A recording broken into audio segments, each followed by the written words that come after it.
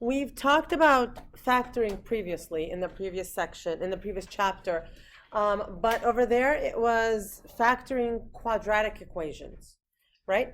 In this chapter, we're going to expand that so that we're able to factor not just quadratics, but equations that have higher degrees as well, all right? When we were factoring quadratic equations, we looked for special patterns. Some of the special patterns were difference of two squares or perfect square trinomials. All right.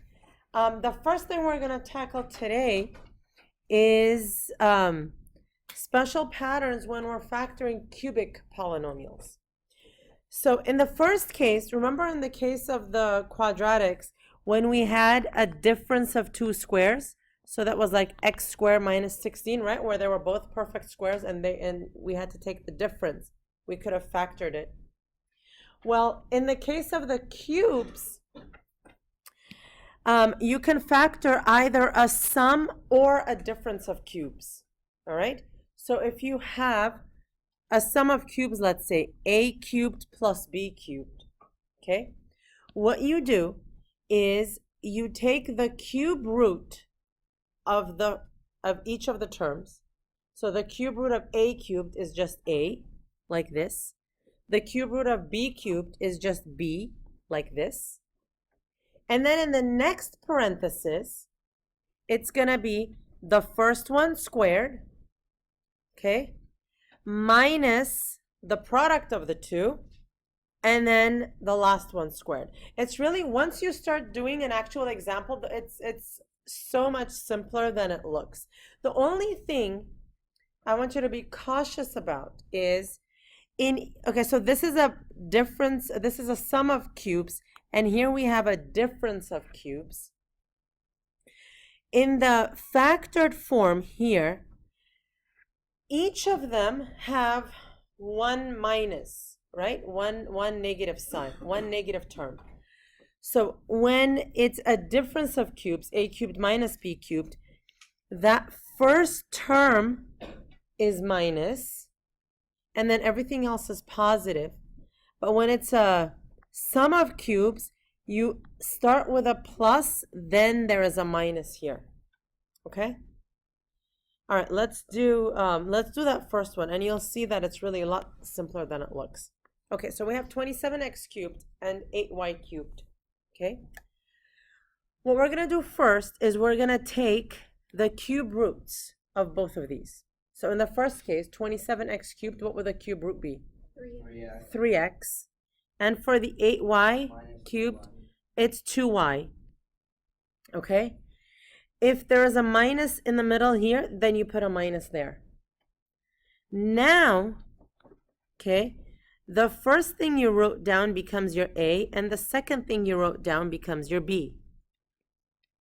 So in the first case, you have a squared, so it's 3x squared, plus the product of the two,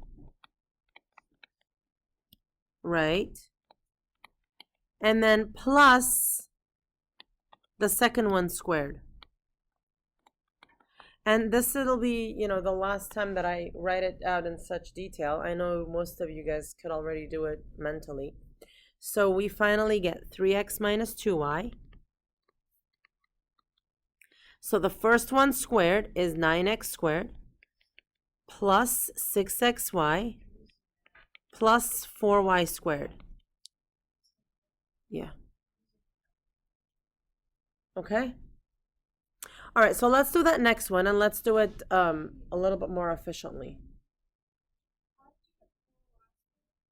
2y, quantity squared, is 4y squared. All right, so the first one will be the cube root of 64f cubed, that's 4f. Here there is a typo, this should be 125. So now we get plus 5g. Okay, now in the next parentheses, okay, I square the first one, so that gives me what? 16f squared. Now, if the first parenthesis was a plus, here we have a minus. Now I have the product of the two, 4 times 5, 20 FG, plus 25G squared. In this next one, we're going to have to factor out a GCF first. And that'll be, what, 3x squared? So I get 8x cubed plus y cubed. And you can see the sum of cubes there, right? So it's 3x squared times 2x plus how much? Y. And now you square the first one. 4x squared plus or minus? Minus what? The product, which is 2xy plus y squared. Okay? All right, you're on your own for the next one. For D, you need to think of a GCF first, then factor. I'll stop this for a minute and we'll get back. So the answer, right, 5y, y minus 4z, y squared plus 4yz, 16z squared, etc., etc. Okay? Now, what about this next one? X to the 6 and y to the 6. Is that a cube of something? Is it a difference of two cubes? Well, is x to the 6 the cube of something? Is it? X squared, right? If you have x squared times x squared times x squared, how much is that?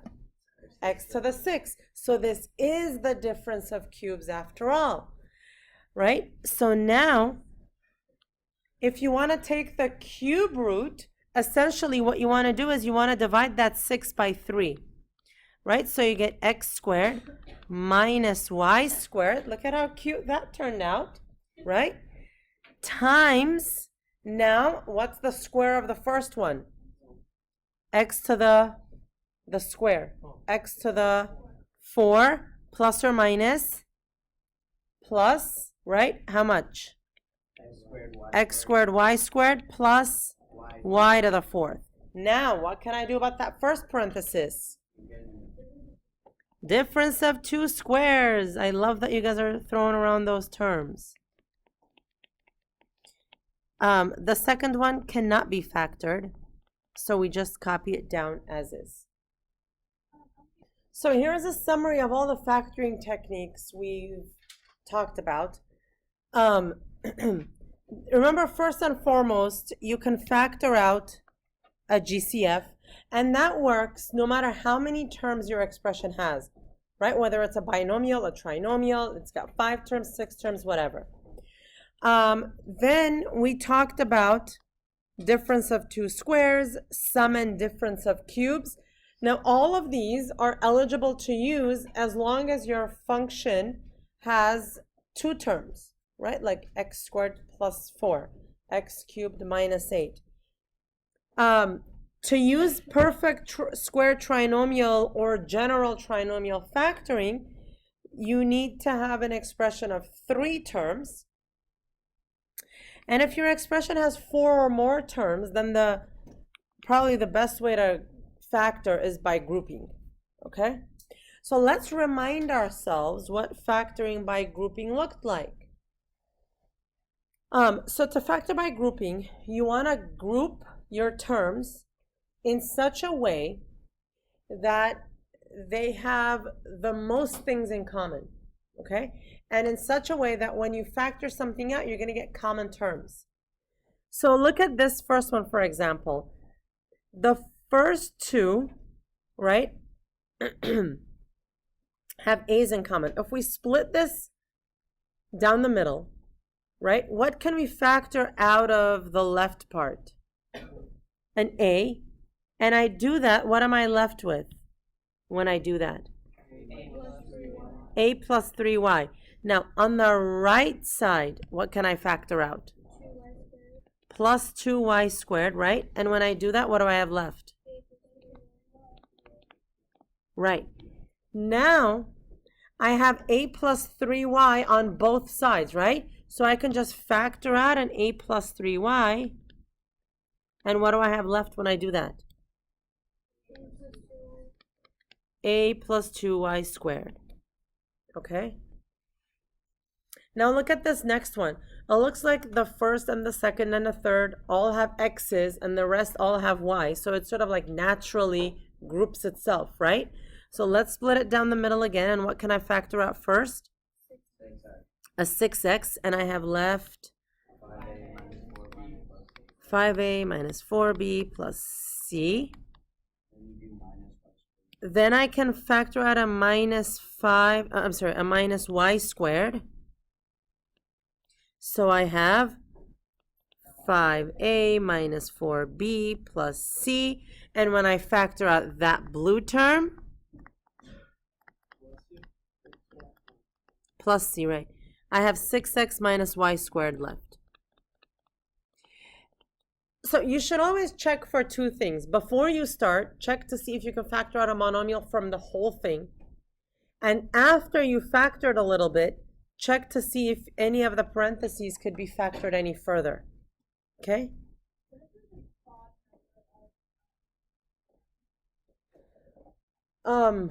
Somehow something will work. Okay? Maybe like you could group a trinomial together and solve. When it says solve, we have to go a little bit further and actually find the x values, right? So this is a perfect square trinomial. I'm sorry, it's not. It's a sum of two cubes. So it's x plus, what's the cube root of 216? 6. And now I have x squared plus 6x plus 36 equal to 0. All right. Well, the first one is just going to give me x equals -6, but what about the second one? I can't factor that anymore, right? But can I solve it using the quadratic formula? Absolutely. It's -6, but you still can't factor any further. But x is b squared, negative b plus or minus the square root of b squared minus 4 times a times c all over 2a. So x is 6 plus or minus the square root of, is that -108? Over 2. Right? It's 136 minus 4 times 36. That leaves 3 times 36. Okay. So 108, when we factor, I believe it's 6 root 2. Yes. No. 6 root 3. It's 6 root 3.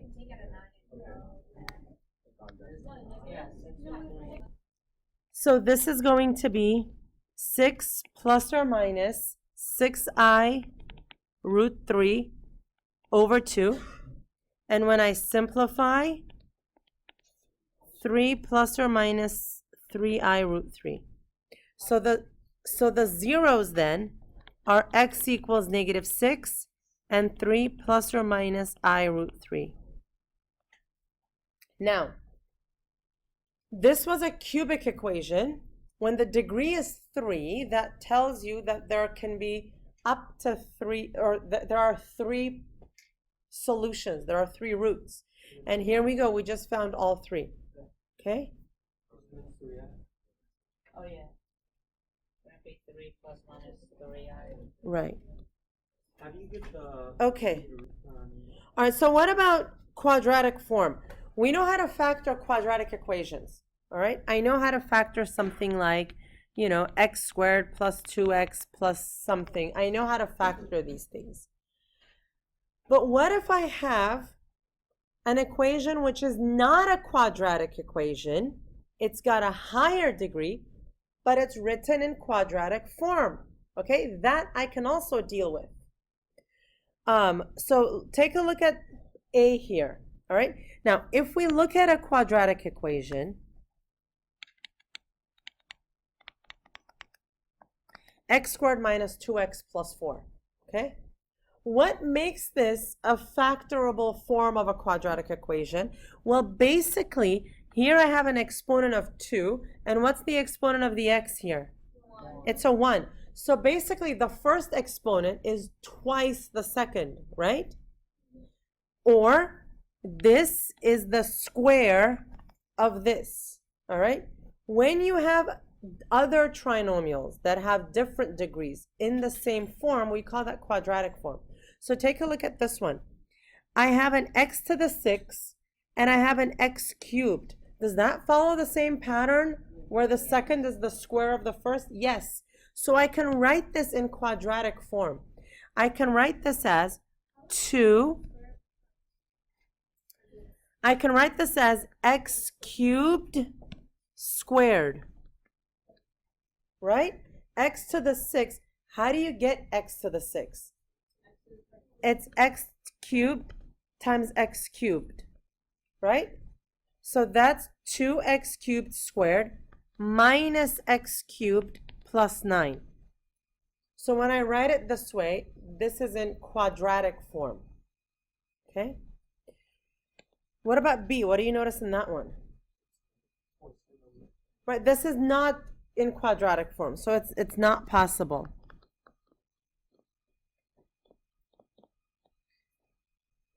All right, let's factor. So is this one in quadratic form?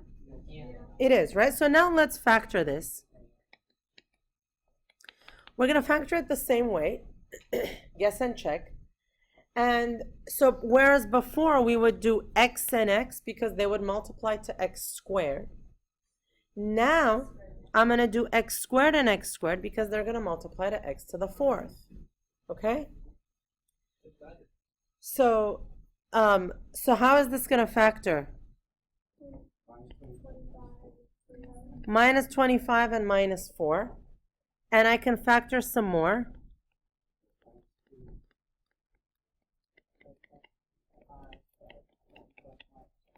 Right.